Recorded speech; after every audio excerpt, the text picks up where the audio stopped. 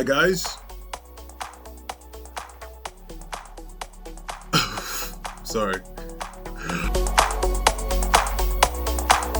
Hi guys.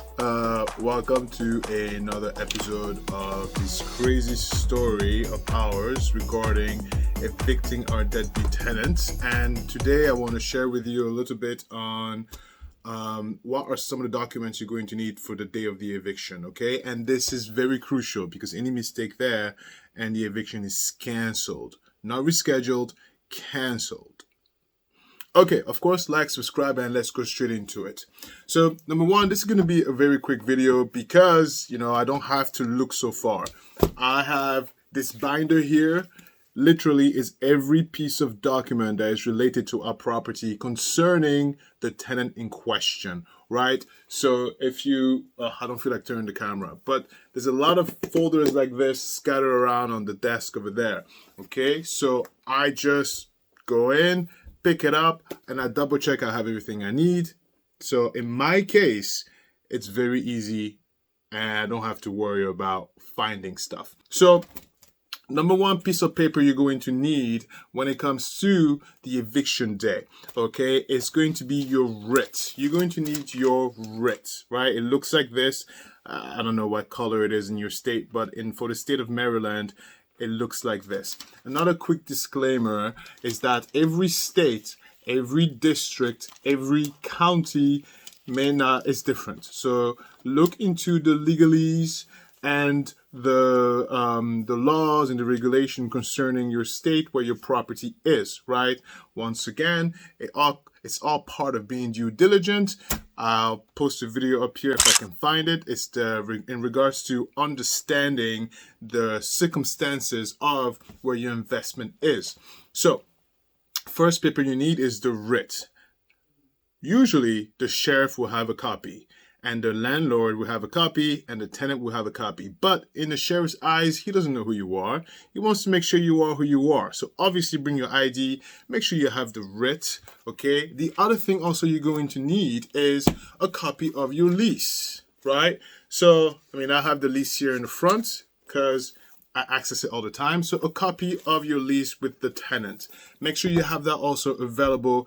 And so the sheriff can know that you are, say, landlord, and this is exactly the property and the tenant in question. Of course, you're going to need your ID. And one more piece of information, you're also going to have to need a copy of your deed because they just want to make sure that you're also the owner of the property, right? It's, once again, it's different per state, different per district, different per area. But in my situation, I need a copy of my deed, and I have it right. Oh God, like it matters. I have it right here, right? Okay, very good. And the last part that you're going to have with you, just in case it gets asked, is copy of your rental license if your state requires it, copy of your lead license, copy of any licenses that you are required to have per the law, right, regarding regarding your landlordship, right? So you need to have all that in place. I will even go one step further and have all the copies of the lease, of the notices you sent to your tenant. So anything formal, like this is the lease of non-renewal that we sent to our tenant. I will go as far and have a copy of those ready to be sent there to, just in case he asks, have you sent them a notice? Yes, I did, right? You don't want to be in a situation where you're like, I didn't bring it. So make sure you are due diligent and bring everything with you. In my case, look how easy and simple it is. All I got to do is wake up in the morning, grab this thing, and I know I have everything I need here. This, I call this the binder, because it is a binder.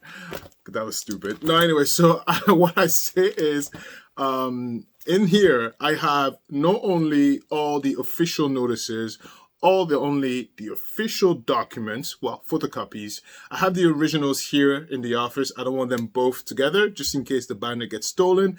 I also don't carry the deed with me on person, so the deed of the property is not in here. It's only in here for the day of the eviction, but the deed of property is filed over there. I also keep photocopies of all the text communication, all the written communication, everything that I deal with the tenant, it's always replicated in writing and gets printed out and it gets sorted and folded in here, right? It's very important because you don't want to have a situation where it's like, I said this, but I said that.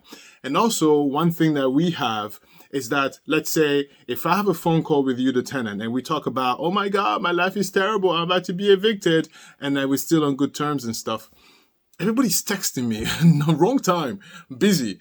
Anyway, so what I do is that after I hang up the phone with you, I send you an email with the date and time of the phone call and a summary of what we discussed. My next step is I'm going to show you the finances of this disaster. This property has been bleeding money ever since June of 2021, right? And so I need to sort out to see how my investment is performing. I'm going to walk you through how I do it. I'm going to walk you through my thought process.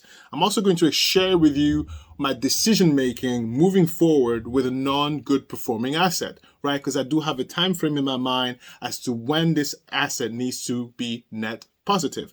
Of course, there's a lot of contingencies, but all of that needs to be assessed. And that is how you're diligent, and that is how you... Sorry, Alistair, calm down. Why are you so heated? I don't know why I'm so heated, because in my mind, I have deadlines. People are texting me. There's a lot of distractions. I'm talking to you, right? And no, I cannot just... Look, I'm multitasking, and I feel like it's a quick video.